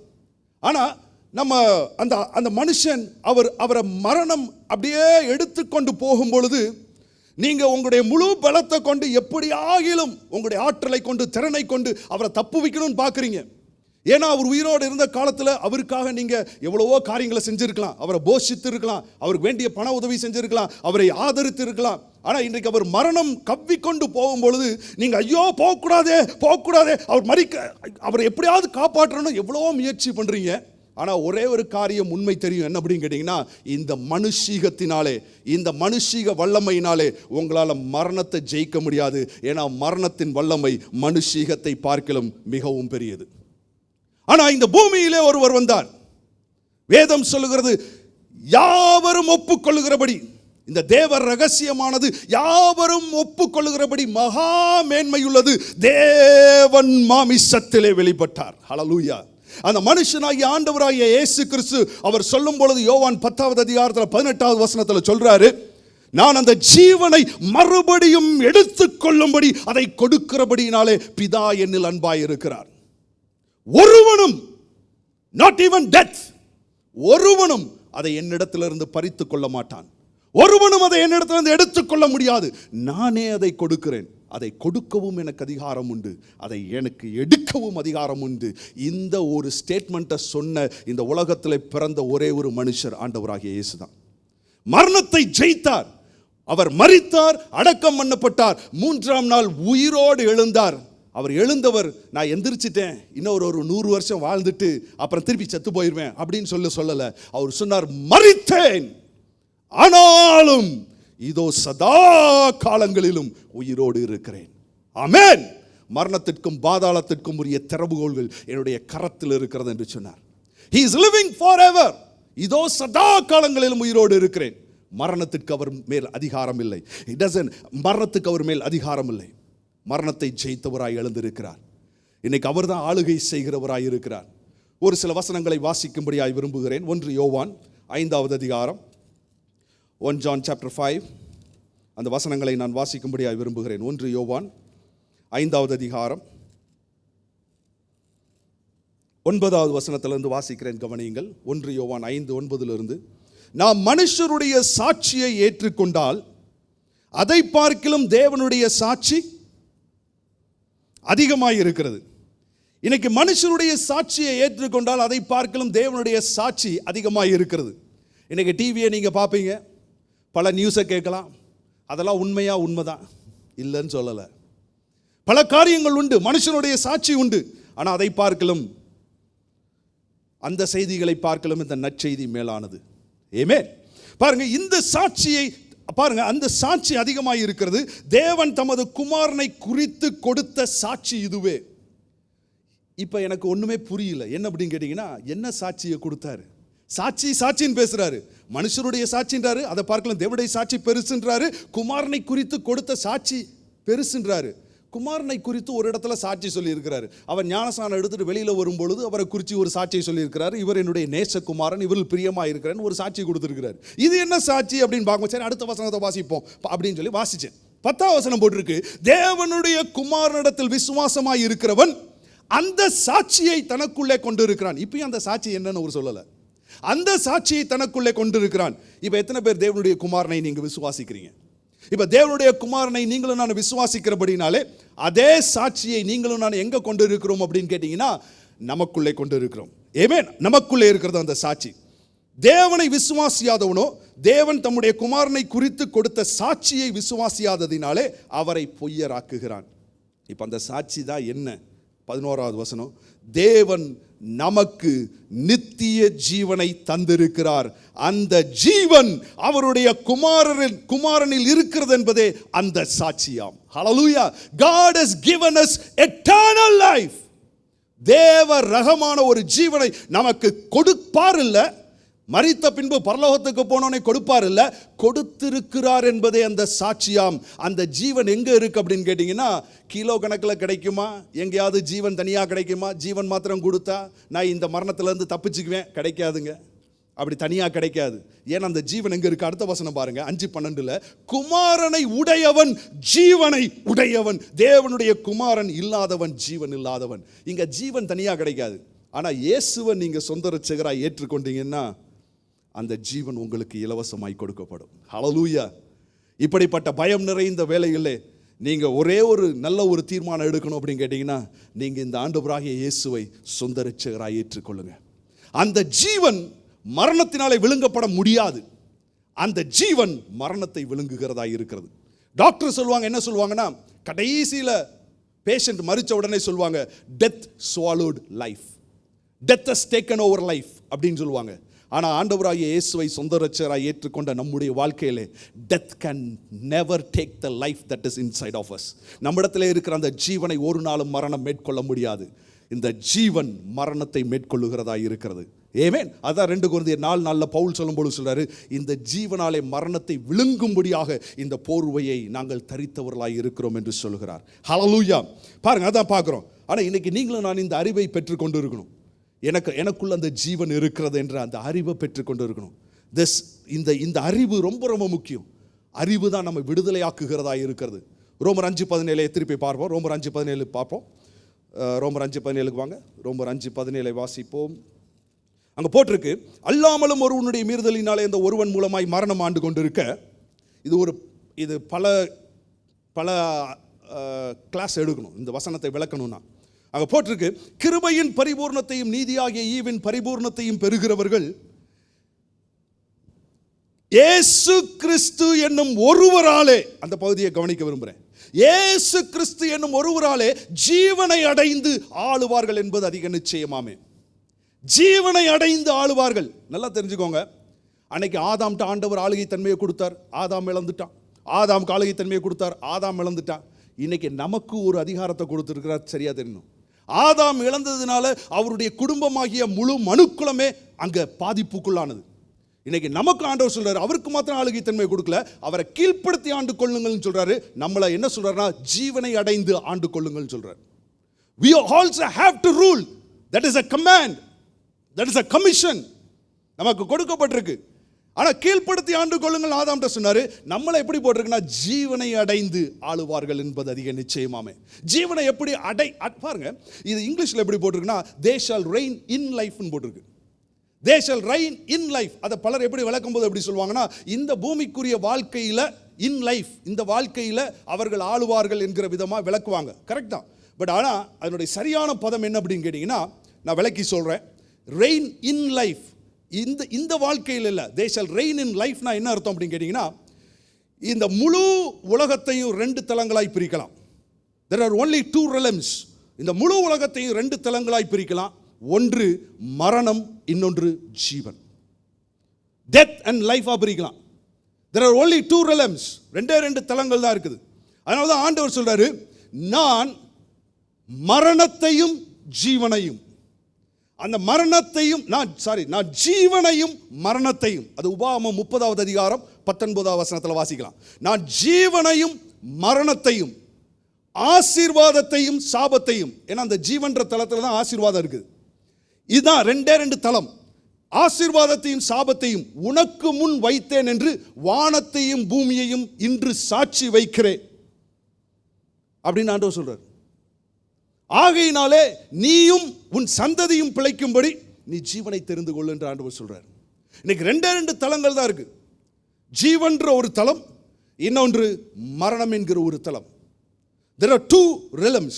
ஆனா நீங்க இதற்கு முன்பாக தாயின் கருவிலே பிறந்த பொழுது எந்த தலத்தில் இருந்தீங்கன்னா, நீங்களும் நானும் மரணத்தில் இருந்தோம். ஆனா இன்னைக்கு கிறிஸ்துவுக்குள்ள மறுபடி பிறந்த பின்பு இப்ப மரணம் என்கிற தலத்தில் இல்ல. we are not in death, we are in life. hallelujah. இதாங்க போட்டிருக்கு. நீங்களும் நானும் இனிதான் இயேசு கிறிஸ்து என்னும் ஒருவராலே ஜீவனை அடைந்துன்னு கிடையாது. நாங்கள் மெட்ராஸை அடைஞ்சிட்டோம் அப்படின்னு சொல்லுவோம் பார்த்தீங்களா, நாங்கள் மதுரையை அடைஞ்சிட்டோம், வந்து சேர்ந்துட்டோம். we are in மதுரை அப்படின்னு சொன்னோம்னா என்னை சுற்றிலும் என்ன இருக்குன்னா மெட்ராஸ் இல்லை, என்னை சுற்றிலும் மதுரைக்கு வந்துட்டேன்னா என்னை சுற்றிலும் மதுரை தான் இருக்குது. எங்கிட்ட திரும்பினாலும் what is there is Madurai. அதான் இன் மதுரைன்ற மாதிரி.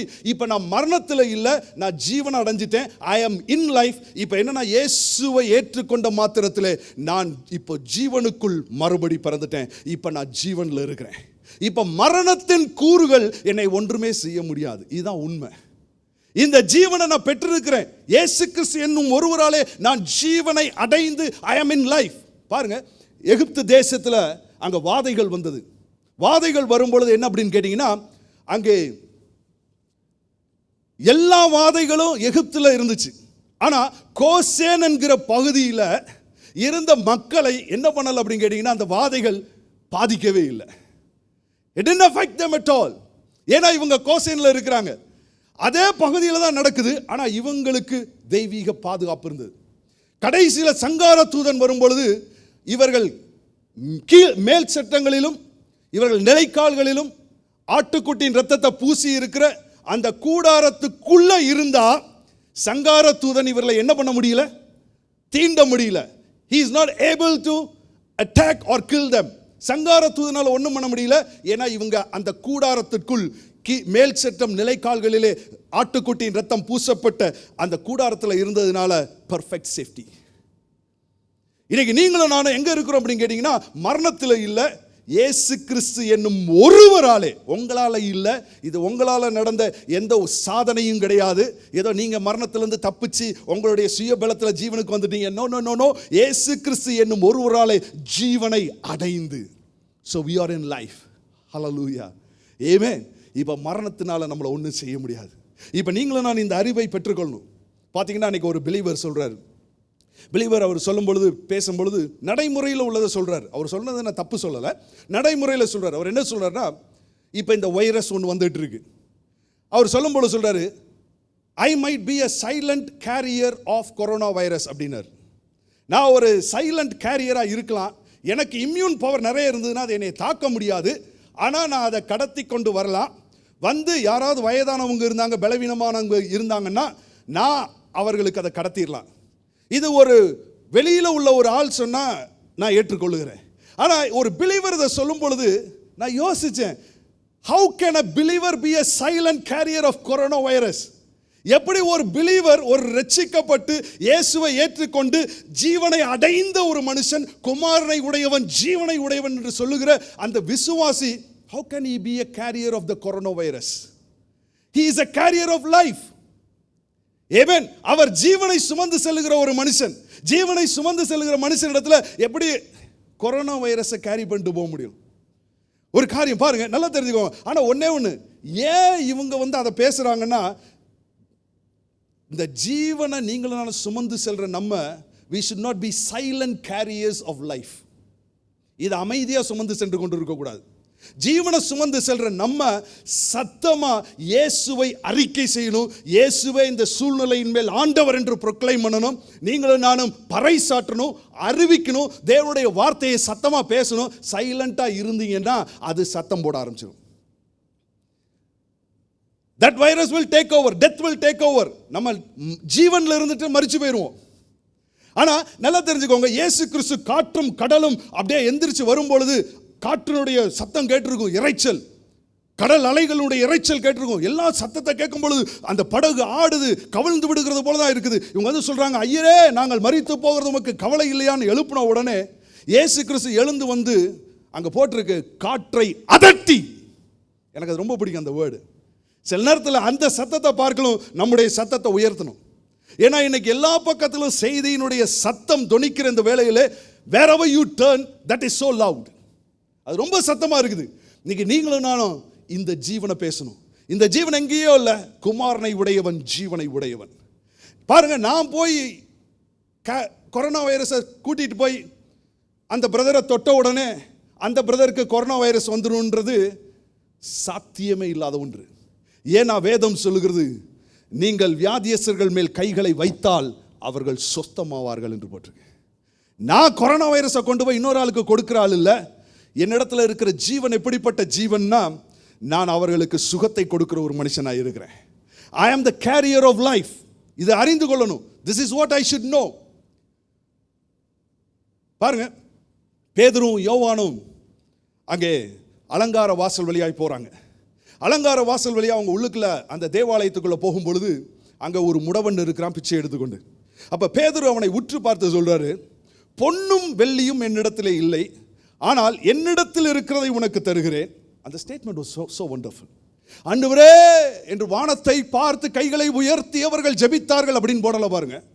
அங்க என்ன போட்டிருக்குன்னா, பொன்னும் வெள்ளியும் என்னிடத்தில் இல்லை, ஆனால் என்னிடத்தில் இருக்கிறதை உனக்கு தருகிறேன், நஸ்ரேனாகிய இயேசுவின் நாமத்தினாலே எழுந்து நட அப்படின்னு சொல்றார்.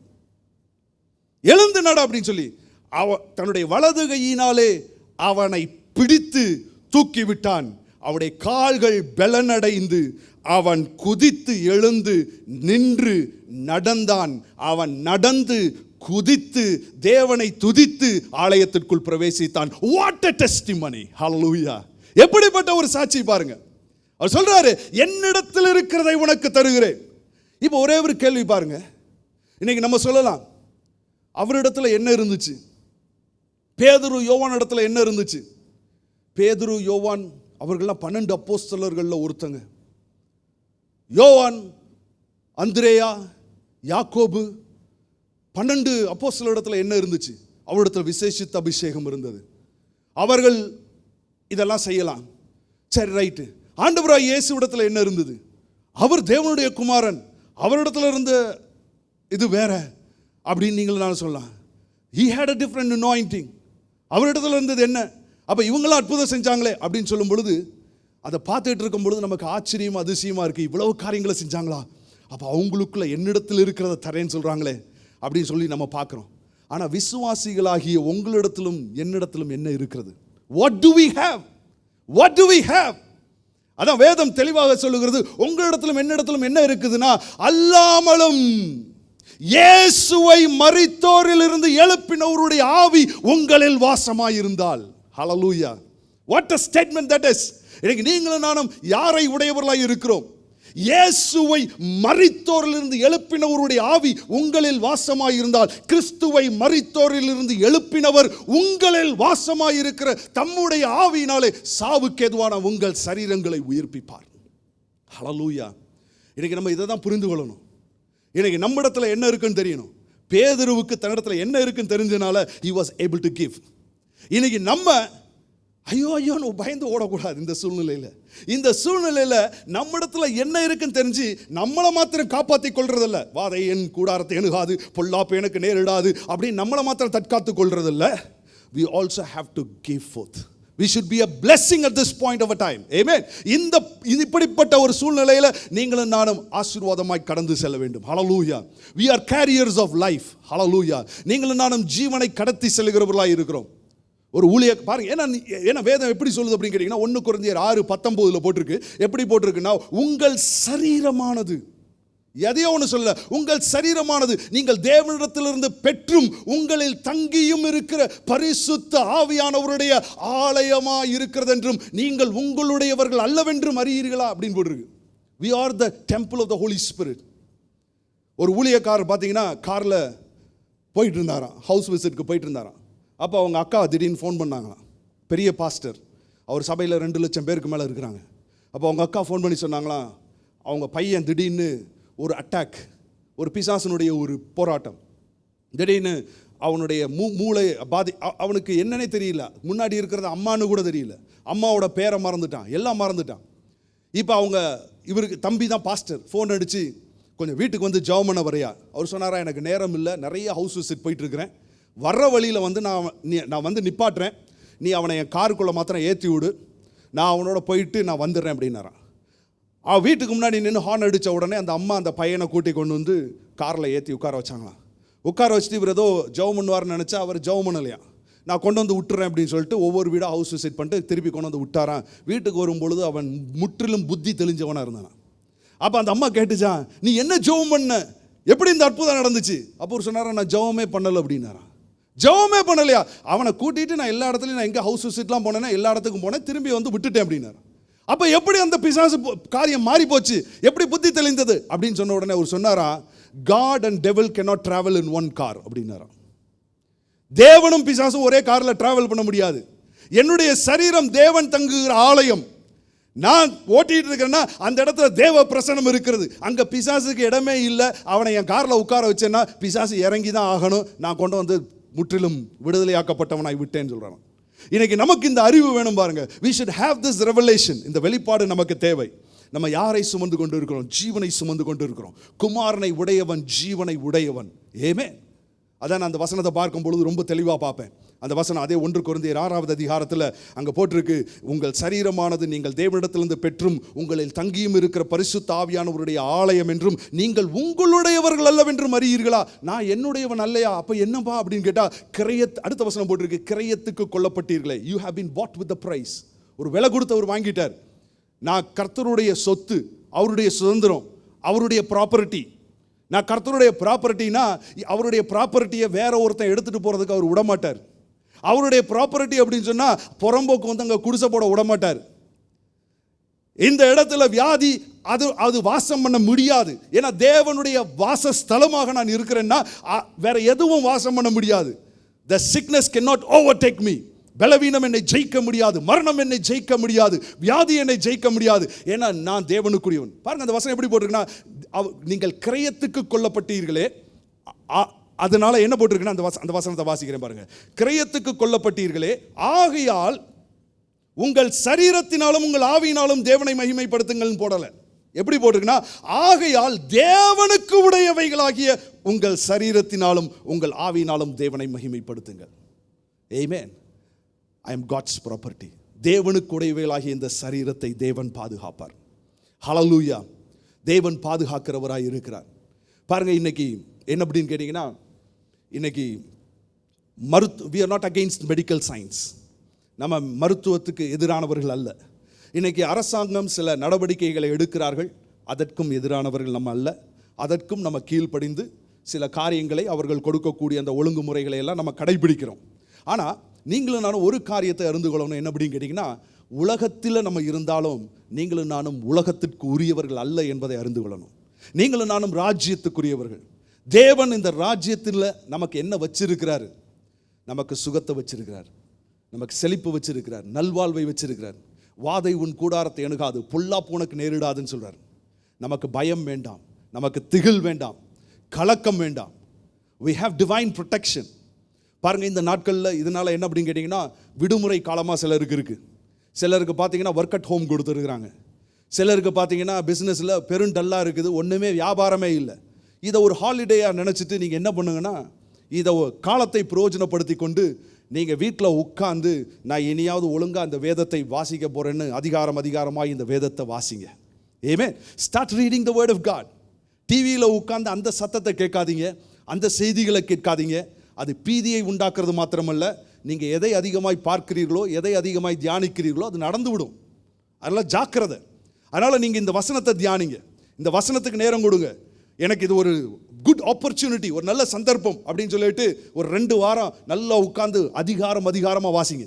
ஆண்டவர் யோசுவாவை பார்த்து சொல்லும் பொழுது சொல்றாரு, இந்த நியாயப்பிரமாணத்தின் புஸ்தகம் உன் வாயை விட்டு பிரியாது இருப்பதாக, நீ அதன்படி செய்ய கவனமாய் இருக்கும்படி இரவும் பகலும் அதையே தியானித்து கொண்டிரு, அப்பொழுது நீ புத்திமானாய் நடந்து கொள்வாய், நீ செய்வதெல்லாம் வாய்க்கும்னு சொல்றாரு. இது ஏதோ யுத்தத்துக்கு போற யோசுவாவுக்கு மாத்திரம் ஆலோசனை சொல்லலை.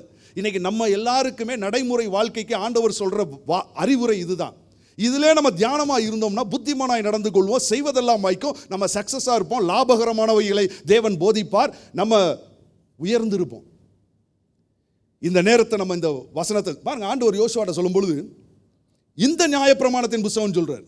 செல்ஃபில் இருக்கிற நியாயப்பிரமாணத்தின் புஸ்தகத்தை எடுத்துட்டு வா, அதை தியானி அப்படின்னு சொல்லலை. இந்த நியாயப்பிரமாணத்தின் புஸ்தகம்னா அப்போ யோசுவா அந்த நியாயப்பிரமாணத்தின் புஸ்தகத்தை வாசித்து கொண்டு இருக்கும் பொழுதுதான் தேவன் பேச ஆரம்பிக்கிறார். இந்த நியாயப்பிரமாணத்தின் புஸ்தகம் உன் வாயை விட்டு பிரியாது இருப்பதாக என்று பேச ஆரம்பிக்கிறார். இந்த வசனத்தில் அதிக நேரம் செலவழிக்கும் பொழுது ஆண்டவர் நம்மோடு பேச ஆரம்பிப்பார். God will start speaking unto us. அதனால் இந்த வசனத்தை அதிகமாக வாசிங்க. இதை கண்டுபிடிக்கிறவர்களுக்கு ஜீவனும் அவருடைய உடலுக்கெல்லாம் ஆரோக்கியமுமாய் இருக்கிறது. ஏமே, தேங்க்யூ லார்ட். அப்படியே எழுந்திருப்போம். Thank you father, we give you glory. Thank you father. நன்றி சொல்லுகிறோம் ஆண்டவரே, நீர் கொடுத்த இந்த வார்த்தைகளுக்காக நாங்கள் நன்றி சொல்கிறோம். இந்த நாட்களிலே கர்த்தாவே நாங்கள் அதிகமாய் உம்முடைய வார்த்தையிலே நாங்கள் செலவழிக்க, உம்முடைய சத்தத்தை கேட்க கிருபை செய்கிறதற்காக நன்றி ஆண்டவரே. உம்முடைய சத்தத்தை கேட்கிறவர்களாய் மாத்திரமல்ல, உம்முடைய சத்தத்தை பின்பற்றுகிறவர்களாய், விசுவாசிக்கிறவர்களாய் நீர் எங்களை வைக்கிறதற்காக நன்றி சொல்லுகிறோம் ஆண்டவரே. We thank you Lord, we give you glory, we give you thanks Father. நன்றி சொல்லுகிறோம் ஆண்டவரே. Thank you Lord. பாருங்க, ஒரு ஊழியக்காரர் இப்படி சொன்னார். எப்படி சொன்னார் அப்படின்னு கேட்டிங்கன்னா, ஏன்னா இந்த நாட்களில் நம்ம அதிகமாக இதை தான் அறிக்கை செய்யணும். We have to confess. எதிரியை பற்றி, அவனுடைய காரியங்களை பற்றி பேச வேண்டிய அவசியம் இல்லை. ஏன்னா நம்முடைய சத்துருக்களுக்கு முன்பாக அவர் பந்தியை ஆயத்தம் பண்ணி இருக்கிறார். ஏதோ இனிதான் பந்தியை ஆயத்தம் பண்ண போறாருன்னு இல்லை, ஏற்கனவே அவர் பந்தியை ஆயத்தம் பண்ணி வச்சுட்டார். கல்வாரி சிலுவையிலே அந்த பந்தியை அவர் செய்து முடித்துட்டார். பாவத்தின் விளைவுகளை இயேசு சுமந்து தீர்த்து விட்டார். இன்னைக்கு நமக்கு என்ன அப்படின்னு கேட்டீங்கன்னா, ஒரு பந்தியை ஆயத்தம் பண்ணி வச்சிருக்கிறார். அவருடைய காயங்களால் நாம் சுகமானோம் என்று வேதம் சொல்லுகிறது. We were healed by the stripes of Lord Jesus. Amen. அதனால நம்ம அறிக்கை செய்யணும், இந்த சரீரம் தேவனுடைய ஆலயமாய் இருக்கிறது, இதில் பரிசுத்த ஆவியானவர் தங்கி இருக்கிறார், வியாதிக்கு இடம் இல்லை, நான் சுகமாக்கப்பட்டவன், நான் பலவீனன் இல்லை, நான் பலவான் சொல்லணும். உங்களோட சரீரத்தில் ஒரு வியாதி இருந்ததுன்னா நீங்கள் சொல்கிறீங்க, ஐயோ காய்ச்சல் அடிக்குது, ஐயோ ஜலதோஷம் பிடிச்சிருக்கு, ஐயோ ஒரு மாதிரி இருக்குது, இதெல்லாம் சொல்கிறீங்க. வியாதின்னு ஒன்று இருந்து பலவீனம்னு ஒன்று இருந்தால் உடனே அதை வாயை திறந்து பேசுகிறீங்க. எனக்கு ஜலதோஷம் பிடிச்சிருக்கு, எனக்கு இங்கே வலிக்குது, வலிக்குது அப்படின்றீங்க. ஆனால் அதே நேரத்தில் வியாதி இருந்தால் பலவீனம் இருந்தால் சொல்கிறீங்க. ஆனால் உங்களுக்குள்ள ஜீவன் இருக்குது. ஜீவனை பேசணும், ஜீவனை வாயை திறந்து பேசணும். அப்போ அது வெளியரங்கமாகிறதை நீங்கள் பார்ப்பீர்கள். You will start that life manifesting in your life. வாயை திறந்து பேசணும். அதனால தான் ஒரு ஊழியக்காரர் சொல்லும் பொழுது சொல்வாராம், எப்பொழுதுமே வயிற்றை தட்டிட்டு சொல்வாராம், யூ ஆர் ஃபைன் அப்படின்னு வாராம். அவருடைய உடம்பு சரியில்லாமல் இருக்கும் பொழுது சொல்வாராம், நீ நலமாய் இருக்கிறாய், பாடி அலைன் டு இட் அப்படின்னு வாராம். முழு சரீரமே அதற்கு கீழ்ப்படி அப்படின்னு வாராம். ஒரு நாளும் அவர் வியாதியை ஏற்றுக்கொள்கிறதில்ல, பலவீனத்தை ஏற்றுக்கொள்றதில்ல, நான் சுகமாக்கப்பட்டவன் என்றே சொல்வாராம். நம்முடைய வாயின் அறிக்கை அதுவாக இன்றைக்கு இருக்கட்டும். இன்னைக்கு என்னோட கூட சேர்ந்து நீங்க சொல்லலாம், சொல்லுங்க, நான் சுகமாக்கப்பட்டவன் என்று சொல்லுங்க, நான் பலவான் என்று சொல்லுங்க. என்னுடைய தலை அது ஆரோக்கியமாய் இருக்கிறதுன்னு சொல்லுங்க. என்னுடைய கண்கள் ஆரோக்கியமாய் இருக்கிறது, என்னுடைய காதுகள் ஆரோக்கியமாய் இருக்கிறது, என்னுடைய சுவாசம், என்னுடைய மூக்கு ஆரோக்கியமாய் இருக்கிறது, என்னுடைய தொண்டை பகுதி ஆரோக்கியமாய் இருக்கிறது, என்னுடைய நுரையீரல் ஆரோக்கியமாய் இருக்கிறது, என்னுடைய சிறுநீரகங்கள் ஆரோக்கியமாய் இருக்கிறது, உள் உறுப்புகள் ஆரோக்கியமாய் இருக்கிறது, என்னுடைய இருதயம் ஆரோக்கியமாய் இருக்கிறது, என் கை கால்கள் ஆரோக்கியமாய் இருக்கிறது. வாயை திறந்து அந்த ஆரோக்கியத்தை பேசுங்க, சுகத்தை பேசுங்க. நம் ஆண்டவர் நமக்கு அதை சொத்தாக வைத்து போயிருக்கிறார். சுகம் நம்முடைய உரிமை, நம்முடைய உரிமை சொத்து. நீங்களும் நானும் அதை சுதந்தரிப்போம். இந்த நாட்களிலே பீதி அடைய வேண்டாம், கலங்க வேண்டிய அவசியம் இல்லை, பயப்பட வேண்டாம். கர்த்தர் நம்மோடு கூட இருக்கிறார். ஹல்லேலூயா. Thank you Lord Jesus.